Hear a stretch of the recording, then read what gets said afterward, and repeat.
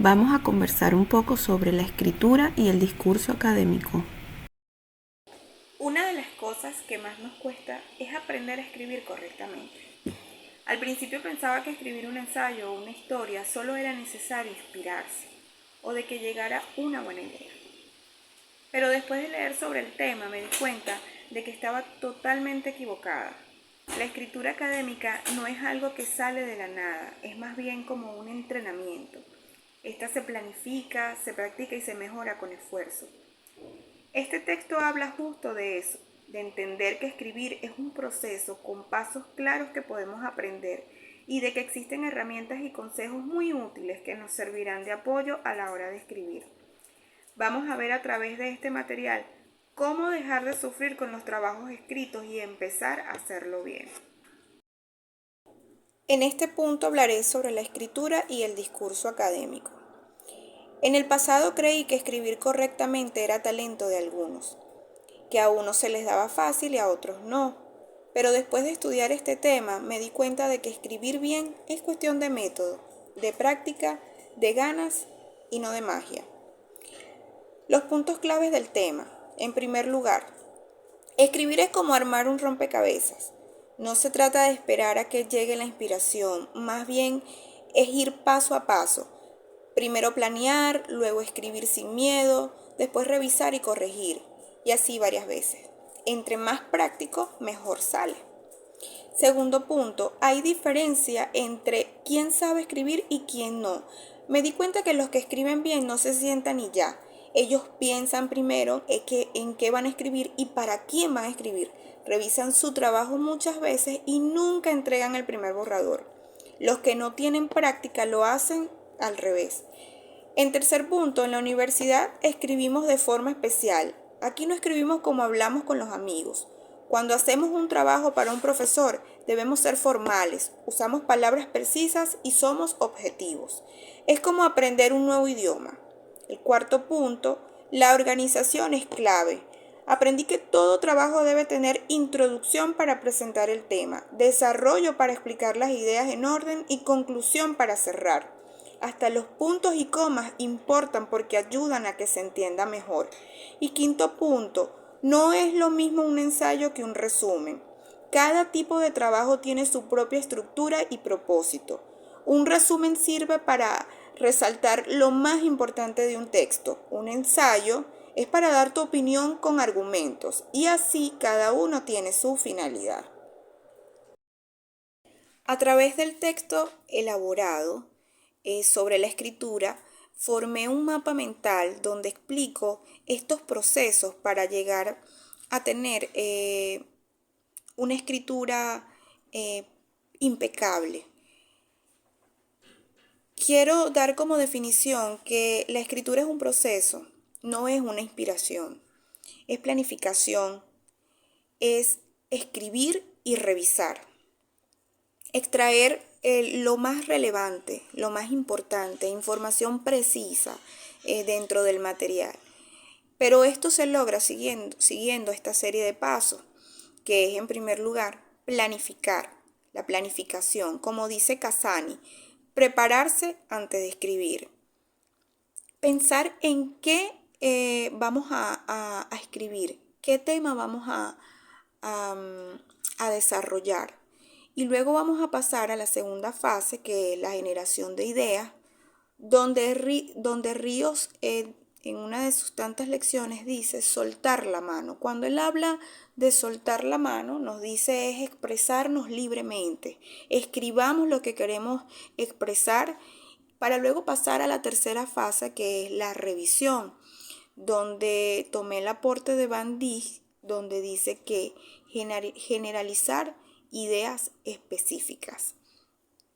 Vamos a tomar de todo lo expresado anteriormente lo más importante, lo más relevante, el verdadero mensaje que queremos expresar, para luego pasar a la cuarta fase, que es la edición, donde Ríos nos dice que nos da como lección dar forma final a todo esto que elaboramos, que expresamos, que desarrollamos. Vamos a darle el toque final. llevarlo a la perfección lo más que podamos. Y así poder lograr lo que es un buen trabajo, una buena escritura. De igual manera, para poder desarrollar un discurso académico, digamos, perfecto, eficiente, es importante seguir 3 pasos. Estos son, en primer lugar, la objetividad, que habla donde debemos de desarrollar un lenguaje preciso y formal. La estructura clara, que sería el segundo paso, que habla sobre este discurso tiene que tener introducción, desarrollo y conclusión. Debe estar muy bien estructurados. Y por último, propósito definido. Demostrar el conocimiento. Decir con bases, con argumentos, nuestro análisis, nuestra hipótesis de lo que estuvimos conversando. Aporte de los autores en la escritura y el discurso. Los autores realizan aportes muy concretos que podemos agrupar en 2 áreas: el proceso de escribir y las características del texto académico. 1. Aportes sobre el proceso de la escritura, es decir, cómo escribir. En Ríos 1999 propone una metodología en 3 fases muy prácticas, que es la generación, es decir, la creatividad, que consiste en liberar las ideas sin filtro, es decir, soltar la mano.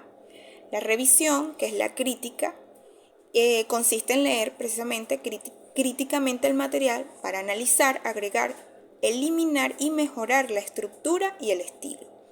La edición, que es el producto final, darle la forma final al texto, asegurando que sea coherente y esté bien presentado.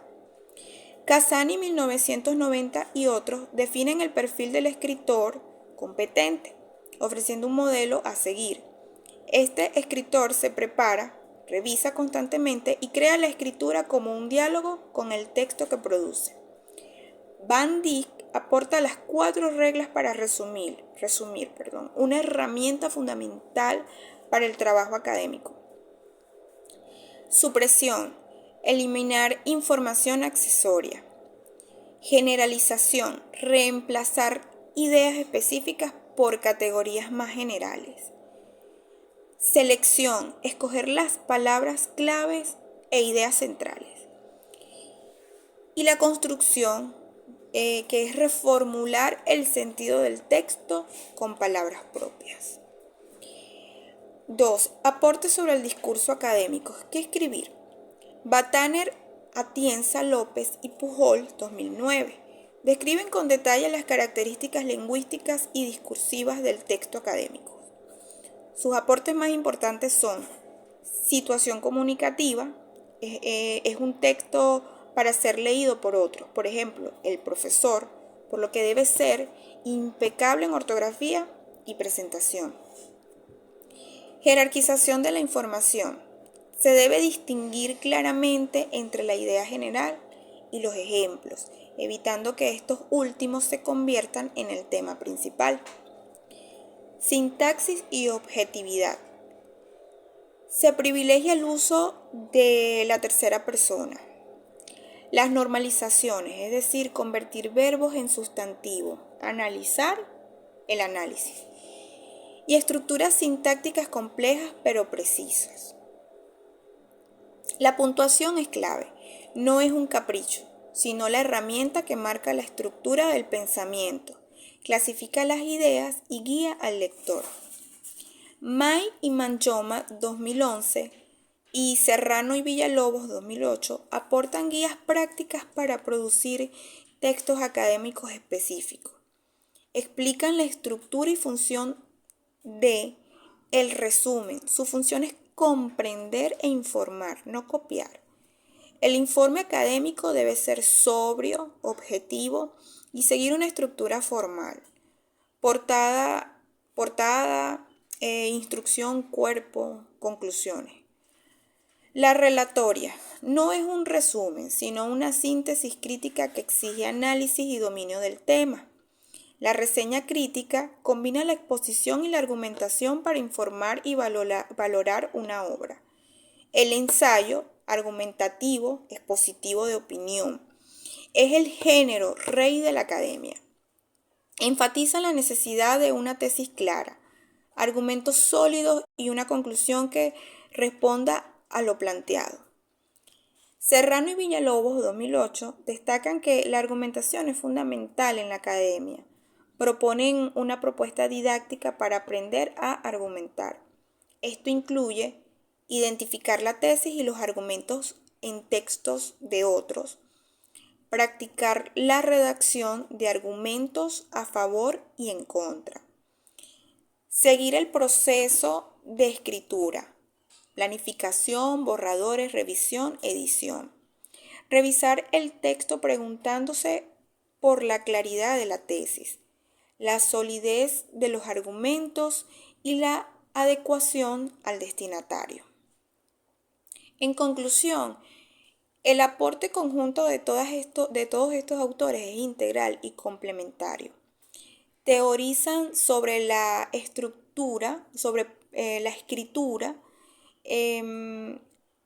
como un proceso mental complejo. Describen las convenciones específicas del lenguaje académico.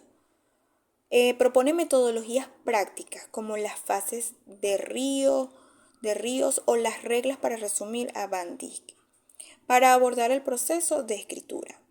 Proveen herramientas concretas y modelos de estructura para los géneros académicos más comunes, que son los ensayos, los informes o resúmenes. En esencia, su mayor contribución es normalizar la escritura académica, presentándola no como un don, sino como una habilidad que se puede aprender, practicar y dominar mediante el uso de estrategias conscientes, revisiones constantes y el conocimiento de las reglas del juego del ámbito universitario. En este apartado hice el análisis basado en el instrumento de evaluación de Álvarez y lo relacioné con la contaduría pública. Para comenzar, quiero lanzar una pregunta. ¿La ética es el activo más valioso del contador público? Quiero decir que en el mundo de los negocios, lleno de cifras, estados financieros y normativas complejas, la figura del contador público suele asociarse con la precisión numérica y el frío cálculo. Sin embargo, detrás de cada balance y cada auditoría hay una dimensión que trasciende los números: la integridad ética. La confianza es la moneda de cambio más valiosa en esta profesión y sin ética, esta confianza se desvanece. Por ello, la evaluación constante del compromiso moral no es solo una obligación, sino la columna vertebral que sostiene toda la estructura de la contaduría pública. Utilizando la estructura propuesta por Álvarez, este ensayo defenderá la tesis de que un sistema de evaluación ética continuo, integral y reflexivo es la herramienta más poderosa para formar contadores que no solo sean competentes, sino también íntegros guardianes de la confianza pública. Mi ensayo inicia explicando que la propuesta de Álvarez, aunque originalmente pensada para la escritura, ofrece un marco metódico perfectamente aplicable a la evaluación de la competencia ética en la contaduría. Su módulo, que valora la exploración profunda, la argumentación sólida y la autocrítica, se puede adaptar para examinar cómo un contador enfrenta dilemas morales. En primer lugar, la fase de exploración de la cuestión de Álvarez es fundamental. Un contador no puede resolver un dilema ético si no es capaz de identificarlo y analizarlo desde todos los ángulos. Imaginemos un caso donde un supervisor sugiere arrojar cifras suaves, no tan reales, para hacer que los resultados trimestrales se vean más atractivos para los inversionistas. Un instrumento de evaluación basado en Álvarez no preguntaría simplemente ¿está mal?, sino que impulsaría al estudiante a explorar las consecuencias. ¿A quién beneficia esta acción a corto plazo? ¿A quién perjudica a largo plazo? ¿Qué normas del Código de Ética Profesional se vulneran? ¿Existen profesiones externas? Esta exploración profunda es el primer paso para formar profesionales que no actúen por inercia, sino por convicción. En segundo lugar, la evaluación debe exigir una argumentación sólida y completa. Álvarez: no basta con que un estudiante diga es incorrecto porque es deshonesto. Un instrumento efectivo lo obligaría a construir un argumento robusto. Debe defender su postura citando artículos específicos del Código de Ética Internacional o local, utilizando las analogías con casos reales de fraude contable y exponiendo las potenciales consecuencias legales y reputacionales. Este ejercicio va más allá de memorizar reglas. Se trata de internalizar un razonamiento moral que podrá aplicar en su futuro profesional cuando enfrente presiones reales. Finalmente, y quizás lo más crucial, es la evaluación de las objeciones y alternativas de Álvarez. La ética en la contaduría rara vez es blanca o negra. Un buen instrumento de evaluación debe presentar escenarios complejos donde existan argumentos en contra. Por ejemplo, ¿y si suavizar las cifras evita el despido de 100 empleados? Forzar al estudiante a examinar esta objeción, a reconocer su peso emocional y aún así argumentar por qué la transparencia a largo plazo beneficia más a la empresa y a la sociedad, es lo que crea un carácter profesional resiliente. Un contador que nunca ha practicado refutando objeciones en el aula probablemente cederá ante la primera presión en la oficina.